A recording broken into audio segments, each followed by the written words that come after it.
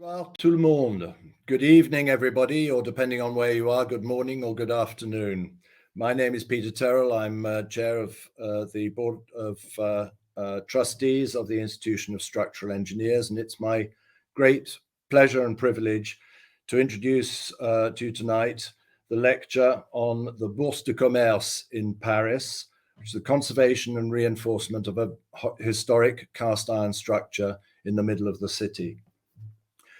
This presentation is being given by three of the engineers from TES, which is a consulting engineering practice in architecture and engineering in Paris. Bernard Vaudeville is a director, and Hélène Yuang is an associate structural engineer, and Rubis is an architect. And before we go into and they take over, I'd just like to remind you that you can ask a question at any time during the presentation, and the box is on the bottom right-hand side of your screen. There's no need to wait until the end. I will then use your questions to ask the presenters. Your speaker profiles are on the right-hand side of the slides. If you need to refresh your browser, then if any technical issues arise, just refresh it and test your connection. And if you have a problem, get in touch with the support team. There is a link below. The email is events@istruct.org. Recordings. This webinar will be recorded, is being recorded, and will be made available on the istruct website in the next few weeks. So you ought to just read the copyright. I will read it out. To the institution's best knowledge, copyright permission has been provided for all material shown, and this broadcast is therefore presented in all good faith. If the copyright holder believes permission has not been forthcoming, then the relevant item will be removed or, by agreement, an appropriate acknowledgement provided to accompany the e-conference. And it's now my great pleasure to hand over to Bernard Vaudeville, who will present the Bourse de Commerce. Thank you, Peter. I'm Bernard Vaudeville. I'm very pleased to speak about the Bourse de Commerce project that I've followed with the team. The team in Paris was Benoît Stellin, and who is not here today with us, and Rubis, who will be speaking with me on this project. In 2016, TES, our company, was commissioned by the Collection Pinault in Paris to carry out a diagnosis study of the dome of the former Bourse de Commerce, a building granted to the city of Paris, by the city of Paris, to the Collection Pinault for a period of 50 years. So you see the Collection Pinault here, the Bourse de Commerce here.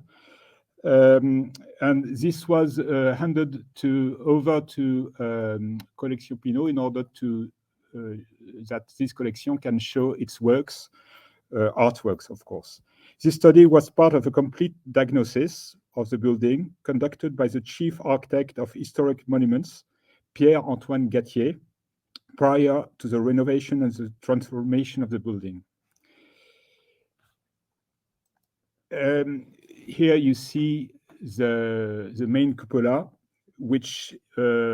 for which we were responsible. This cupola had to be restored in order to replace the glass, and this restoration needed a full diagnosis of the structure itself. This is this diagnosis that TES has proceeded. So I'm going to go through the history of this building. So between 1763 and 1766, the Halles au blé. Halles au blé means the corn hall or grains exchange in Paris. So was built according to the project by the architect Nicolas Le Camus de Mézières, who was a famous architect at that time.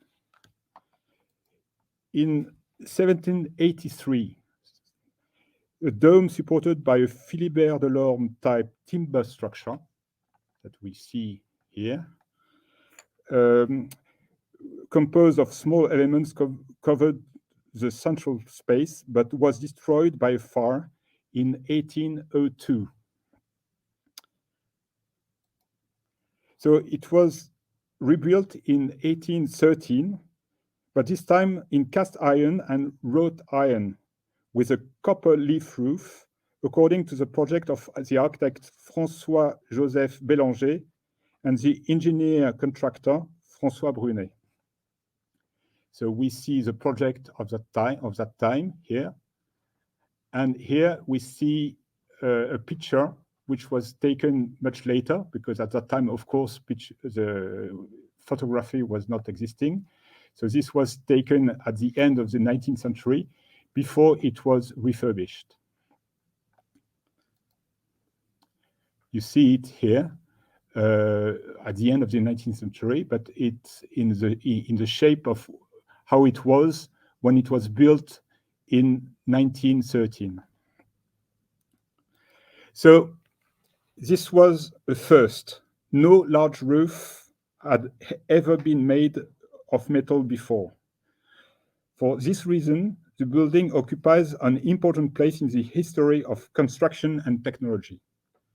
Even today, the size and modernity of the dome strikes the visitor, and it is hard to believe that it dates back more than 2 centuries and came less than 30 years after the dome of the Panthéon in Paris, and it's 80 years before the Eiffel Tower.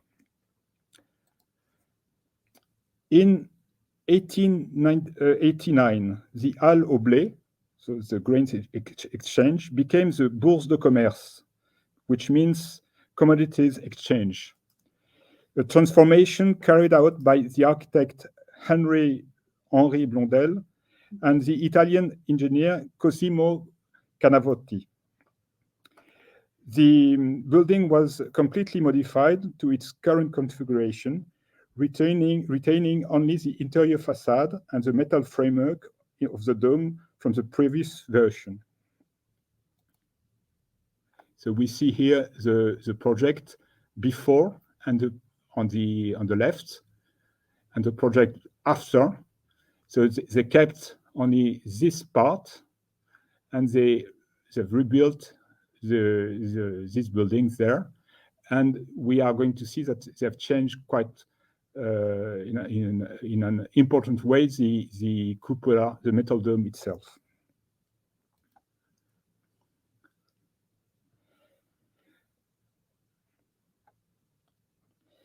So we see here a picture of the works of refurbishment, where everything was demolished,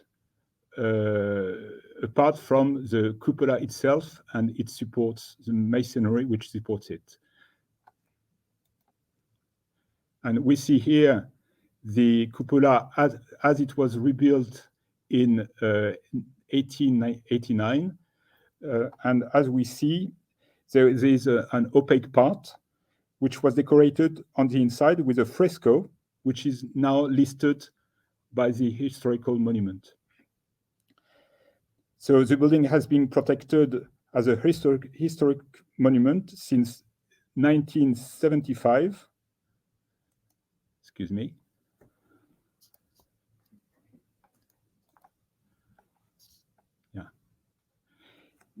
Since 1975, and the dome has been listed since 1986 only.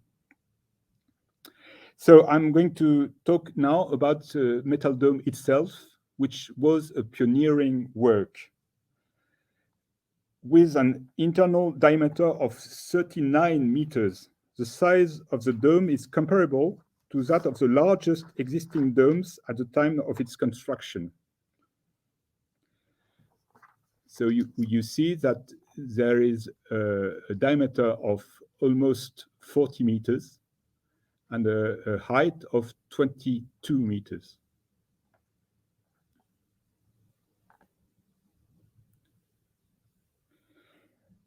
We can compare it to other domes. By way of comparison, the dome of the Pantheon in Rome that we see here, which was the largest at the time, has an internal diameter of 43 meters, so almost the same diameter as our cupola. The one of the St. Peter's in Rome was 40 meters only.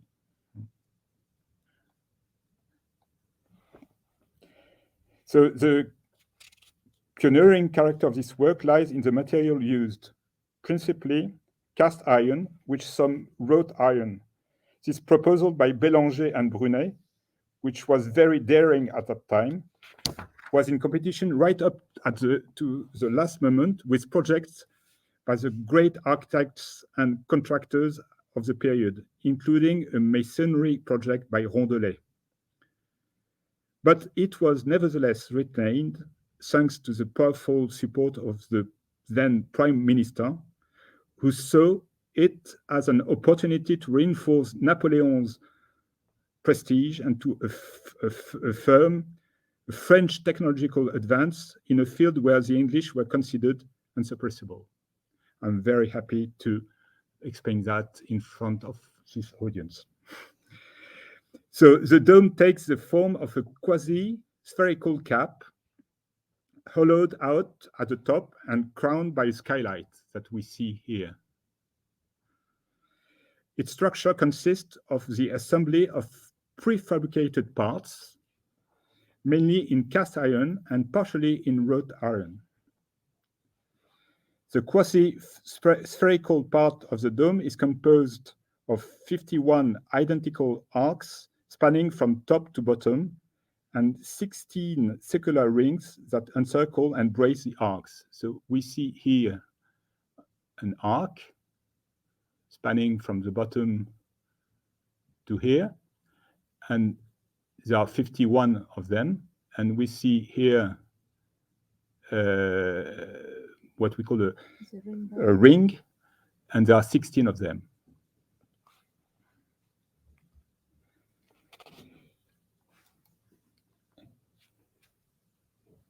Each arc is made up of 5 voussoirs, a reinterpretation of the traditional stone or brick elements. The first 4 in cast iron, the top one in wrought iron. So we see here, there are 3 voussoirs here, and then the third voussoir is here, excuse me, the 4th, and here the 5th, and the 5th is in wrought iron, when all the other ones are in cast iron. The rings have different structural functions depending on the level. The main rings placed at the junction between voussoirs are embedded in the arcs. So maybe we'll see it.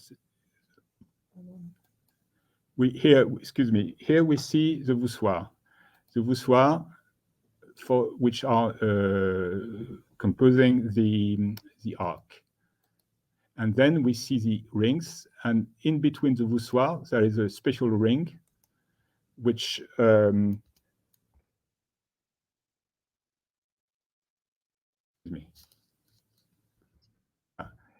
between the voussoirs, there are a special ring which is embedded in order to give some stability to the voussoir. And then we have intermediate rings which are there just as like here, for example, and just helping to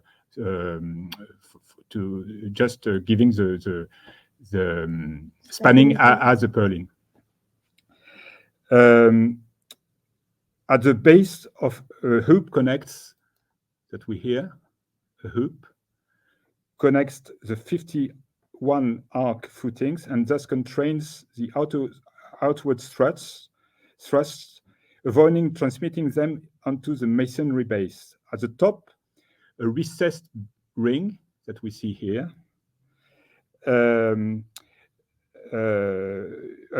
ensures the connection between the dome and the skylight. As you see here, a wrought iron grille covers the entire dome, excluding the skylight, on the outside face of the structure. So this is possible to see here.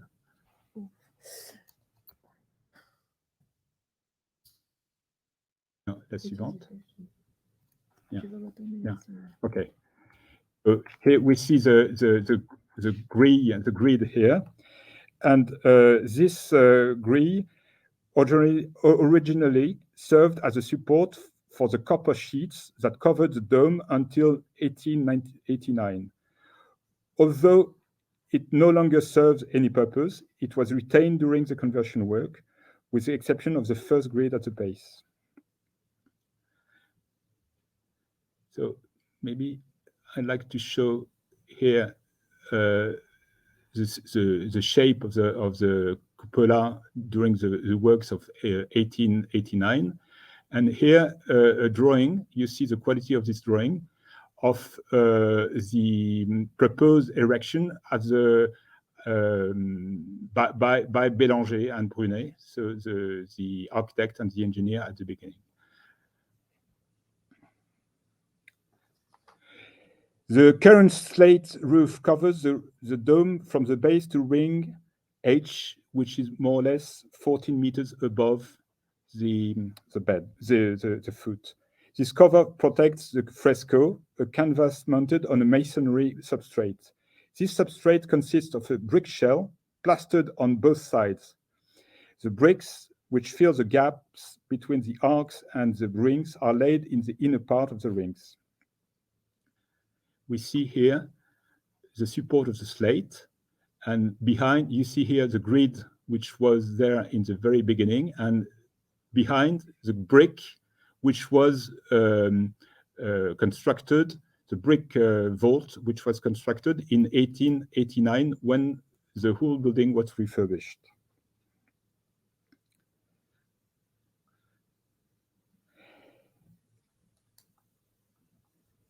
Maybe we'll go now to the lanterneau. The skylight, what we call lanterneau, is a wrought iron structure also composed of 51 members in continuity with the arcs of the dome. These arcs are braced by 8 strata of rings. At the top, they converge towards a circular cast iron piece, at the center of which the lightning rod is fixed. So we see this piece here. We see here a drawing of the lanterneau from the construction time. And you see here that lining piece, very beautiful piece at the top of the skylight. At its base, the skylight is anchored to the dome by 17 elliptical arches that reinforce the link the arcs. The external walkway encircles the skylight, giving access to 51 vertical openings that ensure the natural ventilation of the rotunda, the space beneath the dome. This walkway is accessed by a ladder placed along a meridian line of the dome. It's what we see here. So we can have an access, especially for cleaning and maintaining the roof.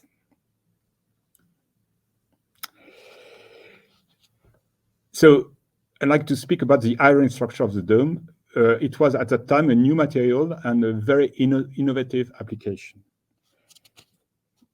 So the current project consists not only of restoring the building, but also of major restructuring in order to change its use. In this context, the glass roof and slate roofing were completely replaced by elements of similar appearance, but with greatly improved thermal and safety performance.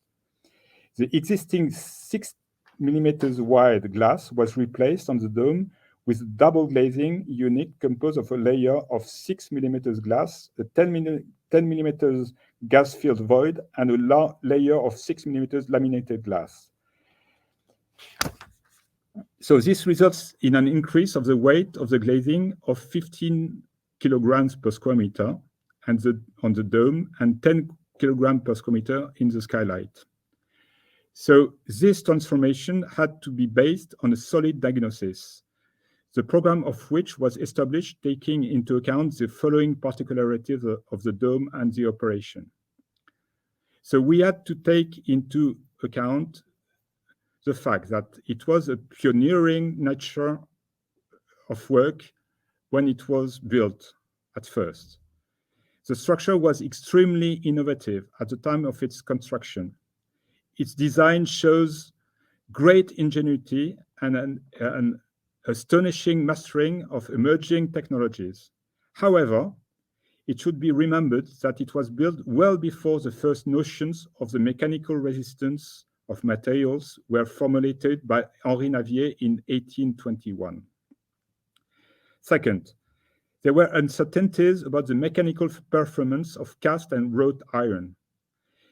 The industrial production of iron components for the construction of structures was still in its infancy, and there is no evidence of the existence of rules and production controls to ensure the homogeneous performance of the parts delivered. Third, the brittle nature of cast iron. Despite its proven qualities known at the time and for which the material was chosen, cast iron is a brittle material, which means that it has a lesser capacity to deform before breaking compared to other metal alloys such as steel. 4. The lack of detailed documentation of the alterations made to the building in 1889. 5. The increase of the self-weight of the glazing covering the dome. This extra load, slightly over 10%, had to be taken into account, requiring the verification of the steel levels of the stress levels in the structural elements. And finally, the absence of a technical diagnosis of the structure in its current state. So the aim of our diagnosis was therefore to assess the existing state of the dome, to ascertain its composition and to understand its structural functioning in order to formulate an opinion on the feasibility of the project and to define its condition.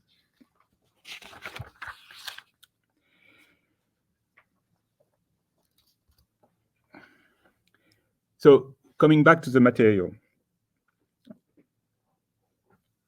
Particular investigations were carried out on the cast iron because of the fragile nature of the material and because of its highly innovative nature at the time of the dome's construction. The manufacture of cast iron was neither standardized nor normalized at the time, and the origin of the ores was uncertain. These investigations were all the more necessary as no precise data from either 1811 or 1889 have reached to us on this subject. So the cast iron elements of the structure, arcs, segments, and rigs were manufactured in Le Creusot. The picture you have on the screen at the moment is a picture of Le Creusot at that time. So Le Creusot was a founding establishment of the French iron and steel industry, created by Ignace de Vandel and William Wilkinson, less than 30 years earlier, to produce cannons for the Royal Navy. So I'm not sure about the Royal Navy or the French Navy. I think it was the French Navy, the French Royal Navy, yeah. So William Wilkinson was the brother of the other Wilkinson, which stayed in England and is known now for the razors.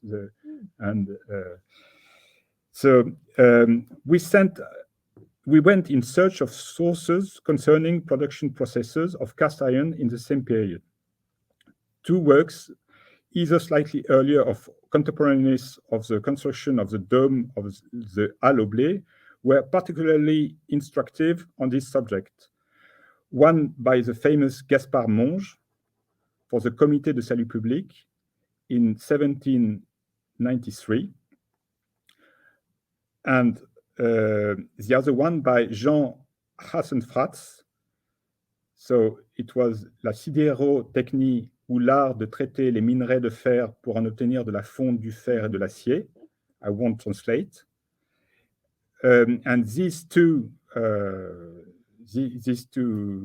studies were really at the root of this new industry. So on our research on the archives of the Creusot forges also provided us some information in the context and production method of the period. The mass production of cast iron was made possible by the invention of coke blast furnaces in 1750. The technique of remelted cast iron or malleable gray iron, which is easier to machine and less brittle than pig iron, had been developed in England by Abraham Darby in 1750. According to the archives found, only the second smelting and the molding of the part of the dome seem to have been carried out in the forges in Le Creusot. The first smelting must have come from nearby forges and was carried out using wood rather than coke like the second. So it's very interesting to understand that we do not know where the first smelting was made. It was made in some villages around Le Creusot, and we know that it was different villages and maybe with different techniques. However, all this research did not enable us to establish the strength of the irons and cast irons used in the dome. The analysis and controls were embryonic at the time, and there was nothing to ensure homogeneous performance on an industrial production scale. This is why we decided to adopt an experimental approach based on tests on the materials of the structure in order to determine a threshold of strength to be taken into account for the structural verifications that we were going to undertake. To approach these values, we studied the evolution of the regulatory context concerning cast iron and wrought iron during the 19th and early 20th centuries, and we collected test results carried out on cast iron used in the structures that were roughly contemporary with the Halles au Blé dome.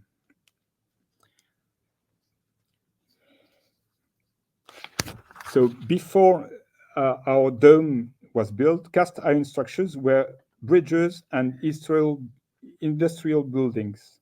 The first major structure was the Coalbrookdale Bridge that we all know in England's Midlands, built over the River Severn in 1779.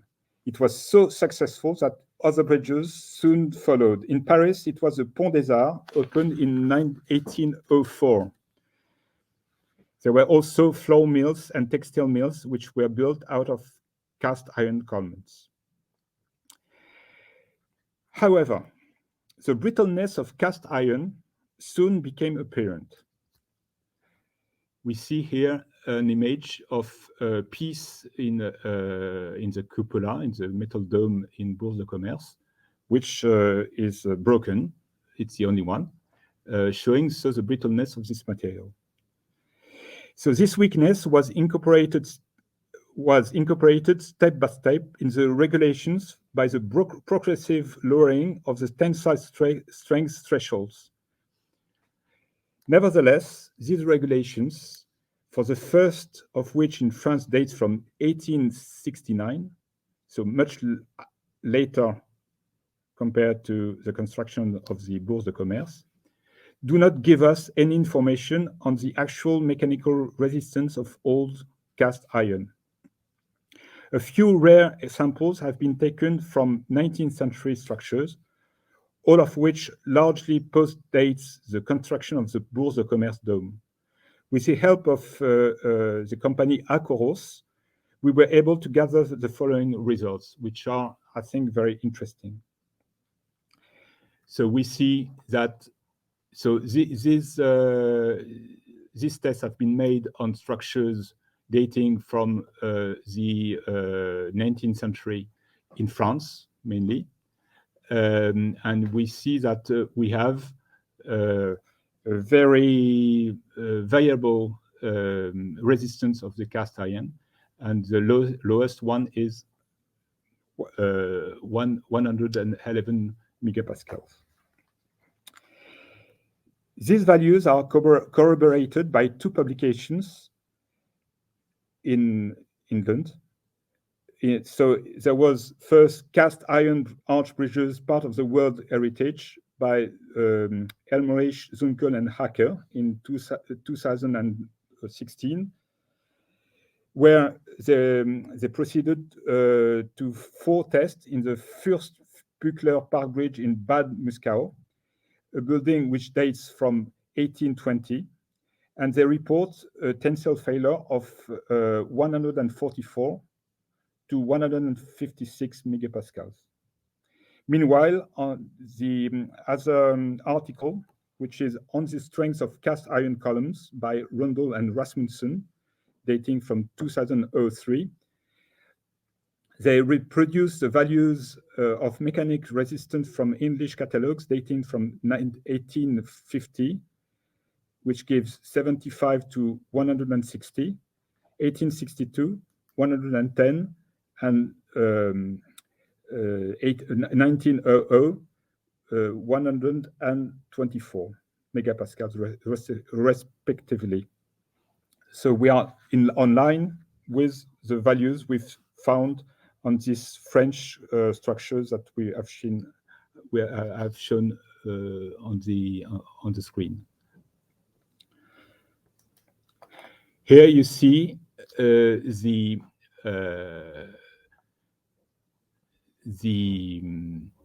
strength which has been retained by different codes.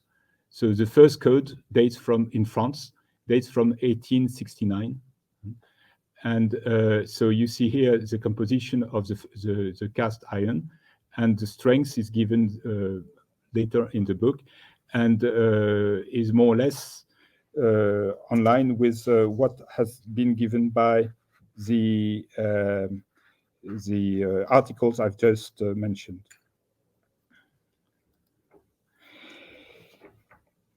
So the data thus collected was to serve as a reference. As we could not rely solely on this data to determine a threshold value, samples of cast iron and forged iron on the dome were taken from examination and to ascertain some performance. We established the following test protocol. We took 7 specimens taken from the structure from hidden and unused arc sections and from broken ring sections. These specimens were subjected to mechanical analysis, metallographic examinations, hardness test, and tensile test to determine the composition of the cast iron and its mechanical resistance. And we took 60 hardness tests distributed evenly over the structure, including 10 on the wrought iron elements.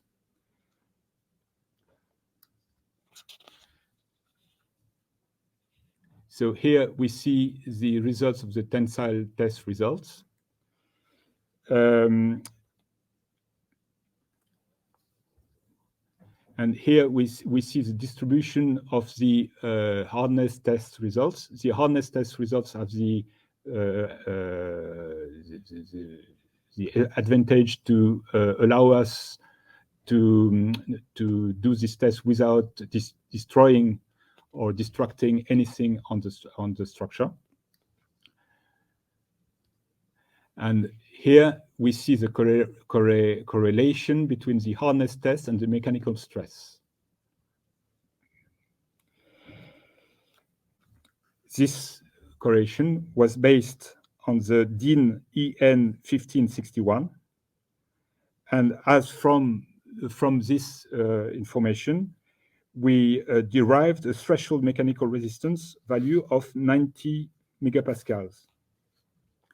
This is slightly lower than the lowest value found in all the castings described above.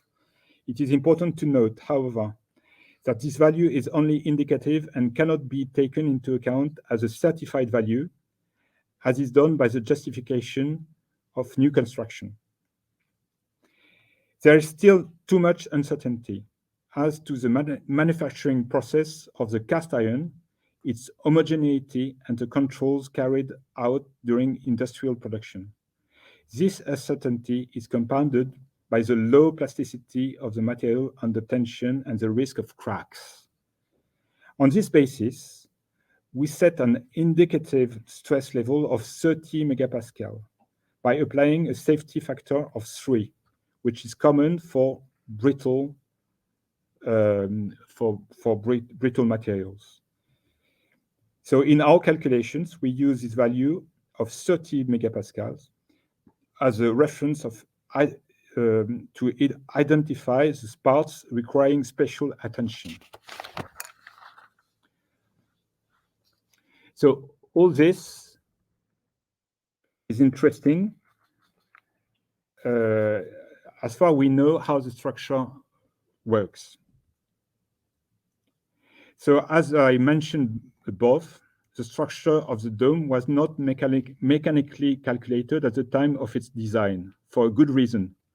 The scientific basis for measuring the mechanical resistance of materials was not yet established in 1811. The first mechanical analysis dates from Henry Blondel's project in 1889. The engineer Cosimo Canovetti, in charge of supervising the works, tried to estimate the stresses in the structure of the dome by the funicular polygon method, which does not take into account the secondary moments generated by the curvature of the elements and by effects of the Vierendeel truss.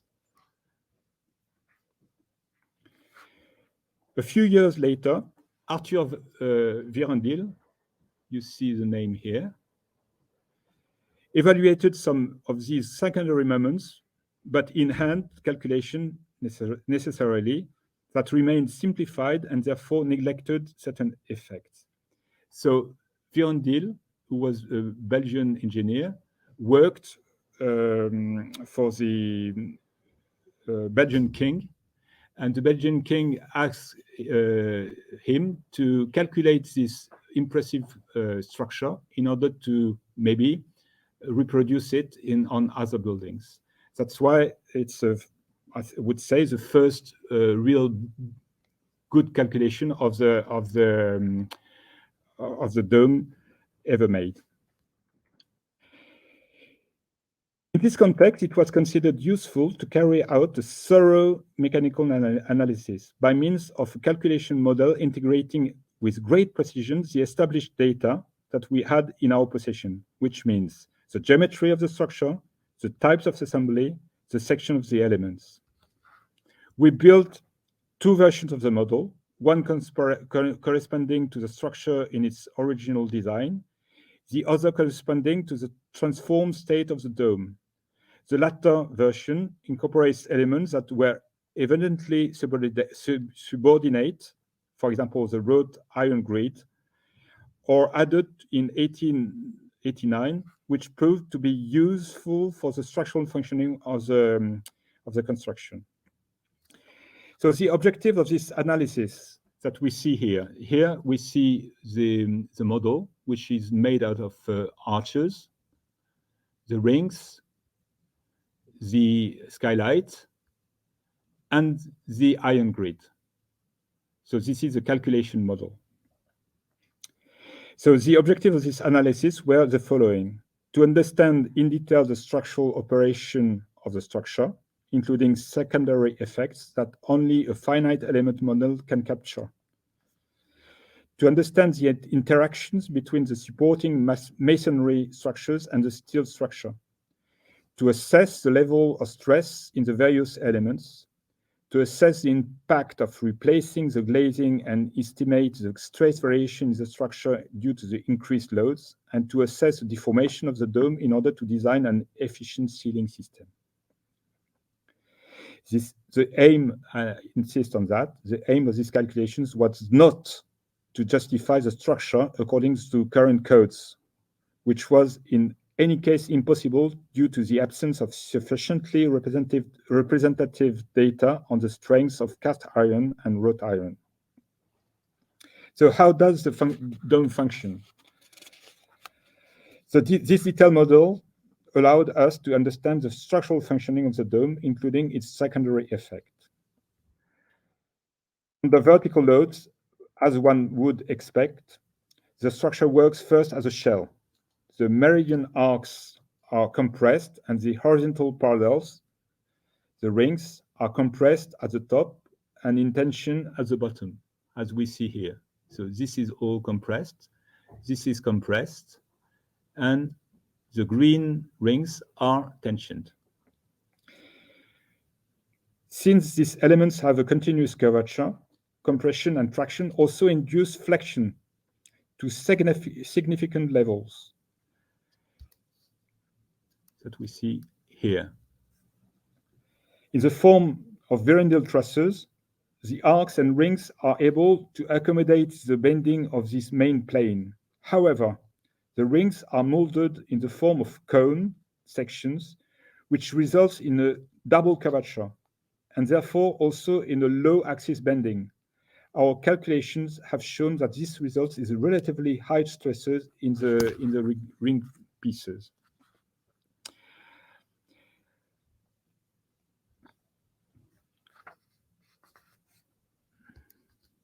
So we see here the secondary stresses due to gravity loads, which are quite high compared to what we can calculate just by hand.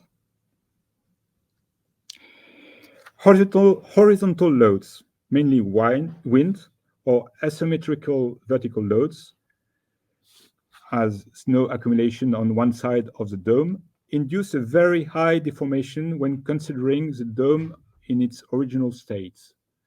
So we've made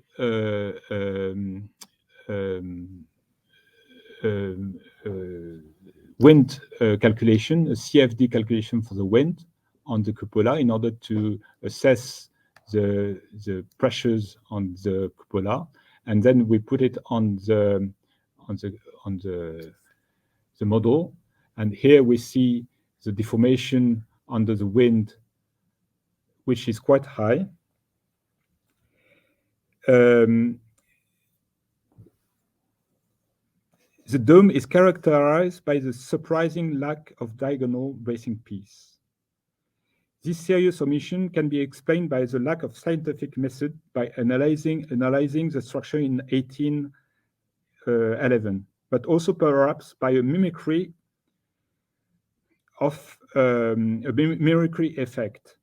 Thus, Bélanger and Brunet may have been inspired by small piece timber frames, but also by stone domes, neither of which have bracing elements as such. For the first 77 years of its existence, the dome lived without bracing, as we see here, but apparently without damage either. It can be assumed that the copper roofing gave its resistance to wind loads. Since the conversion in 1889, it has become apparent that the brick infill makes an essential contribution to the dome's resistance to the effect of wind or asymmetrical loads. A point of weakness remains, as we can see here. So this is a model with the brick vault, which was added in 1889. So a point of weakness remains on the glazed sections at the top. But we found that by functioning as brackets embedded on the masonry parts, the arcs provided sufficient stability at the top of the dome. These effects, which are not self-evident, could be revealed by detailed modeling and multiple parametric calculations. This modeling made it possible to calculate the mechanical stresses in each member of the structure with a high degree of reliability, as we see here. It was shown that the increase in permanent loads only resulted in a moderate increase in stresses in the structure. So here, the stresses are maintained at a low level along the arches. So the increase of permanent load brought more or less 1 to 2 megapascals of compression in the arcs with no effect on their strength. About 10% for some of the upper rings, but which turned out to be made of wrought iron and therefore more resistant. The renovation of the glass roof and the opaque roof thus had only marginal effect on the overall strength of the structure. However, as this structure was being calculated in detail for the first time, we were led to question the initial safety of the structure. As mentioned above, the substantiation processes according to the Eurocodes or other regulations cannot be applied here, as there is no sufficiently reliable value for the strength of the iron. We have therefore approached the question in a different way, by means of a risk analysis, which means that we weighed up the risk of failure for each structural element and assessing the consequences of such failure. The calculation showed stresses of less than 11 megapascals in the arcs, mainly in compression and bending, so the arcs which are here. So it was mainly in compression and bending. As its values are well below the indicative strength value of 30 megapascals mentioned above, we concluded that the risk of failure at the arcs were very limited. However, this is not the case for the rings here, which are subject to localized stress peaks of the same order as our reference of 30 megapascals. These zones were initially the subject of very detailed local models, known as finite element models. It was necessary to ensure that the peaks detected corresponded to maximum stress values, since due to its low ductility, cast iron does not benefit from stress redistribution by deformation. Then, for the most stressed elements, we sought to understand the consequences of failure, in particular by evaluating the risk of chain failure. To this end, we conducted redundancy analysis consisting of calculating the stress variations in the structure following the withdrawal of an element considered as broken.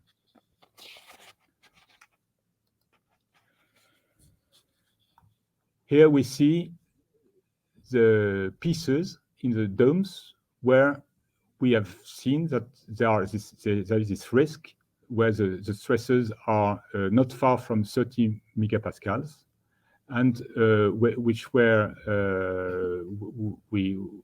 the elements where we had to proceed to this risk analysis and this redundancy analysis.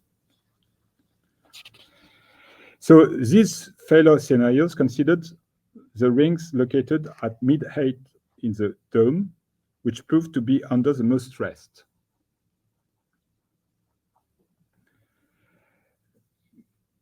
But because of their importance between the, excuse me, we also applied them to the arcs, not because of the level of stress, but because of their importance within the structural system. 3 groups of elements were thus identified as being susceptible to chain failure. These rings and the arcs at the junction between the opaque part and the glass roof there, and then the hoop at the arc footing there. Reinforcing these elements would have been impossible without altering the dome, which is why we have proposed devices aimed simply at limiting the effect of these chain breaks. These devices are designed not to interfere with the structural operation of the dome in the normal course of events, but to activate only in the event of a failure of the element concerned. We thus implemented the following 4 devices.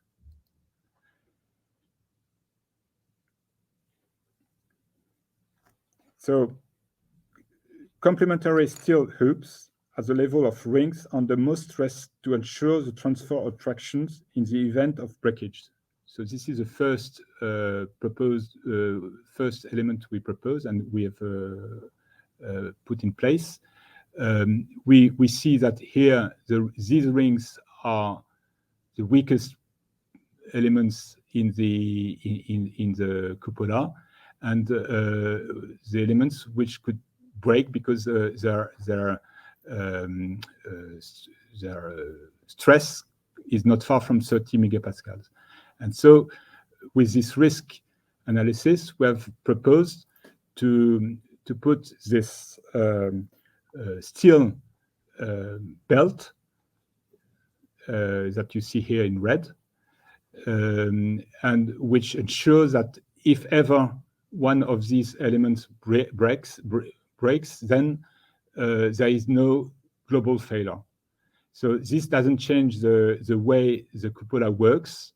It's just an element which is there to avoid a chain failure.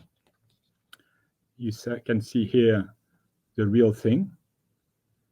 And this is the very good thing with this device is that it has almost no effect on the construction. And we could even put it on top of the wooden construction, which is the support of the slates. This is the other support, which is we found that at the top, as a foot. At the foot of the cupola, we needed portal frames in order to reinforce the structure, which was weakened during the 1889 refurbishment. And at the foot, we also found some broken pieces that we had to replace. So these are the main thing we had to do on the structure. You see that it's very minimal. And now, very quickly, we are going to explain what we've done for the glazing replacement. Ruby, I'll leave you. I will talk quickly this part. So we have 3 parts of glazing dome. We have a skylight and the opening. And after the glass roof, I will talk only for the glass roof in here. So for the glass roof, you have in the left the existing section, and for the right the project section. So like you know, the building is a historic monument. So we have to conserve the existing image. So we have the minimalist, the same shape of existing in T profile, and we use the double glassy to give a better thermal performance. And the cover is a light Kyongo shape is the same of existing. To the transom is the same. We make the minimalist intervention here to have the drain to have a drainage network for the glassy roof, but conserve the existing image. So after you can see a 3D model of the drainage network. We have the drainage network is in cascade is continuous and hierarchical, with the drainage of the chain flowing to the million, and is go out of the end of million to the glasses. I will show you quickly some image of existing go to project glass roof of the dome. So you can see is the construction site when you are remove of existing glass roof. The structure of glass roof is a painting, and we go the first with the transom. The transom isolation for the transom, and you can see some million in place. You have the million and the glasses. The glasses is coming. And here we have the glass roof is complete and the test of waterproof.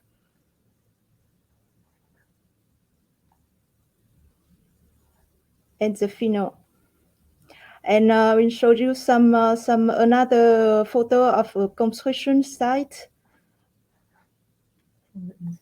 From inside. From Yeah. the inside. Yeah, from inside is the image from inside of a glass roof, and the glass roof with the top skylight is the ring glass roof.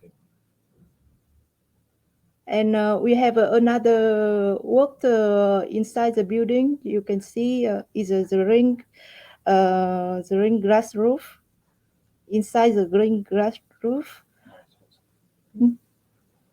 Yeah, we have another facade glass facade interior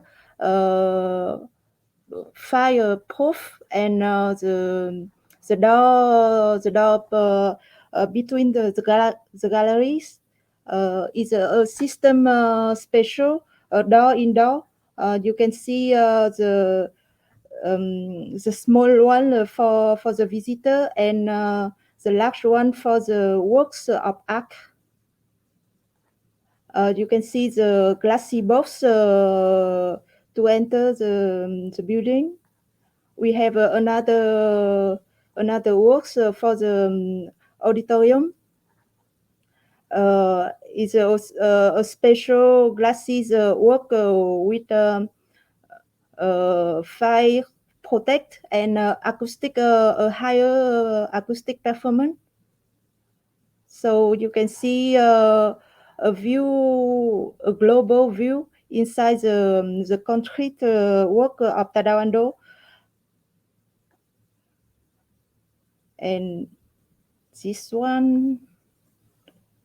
So I know we have the concrete work of Tadawando is amazing, but when you go to Paris and pass the Bourse de Commerce, you can look up or look around to see another works of test over 5 years of work.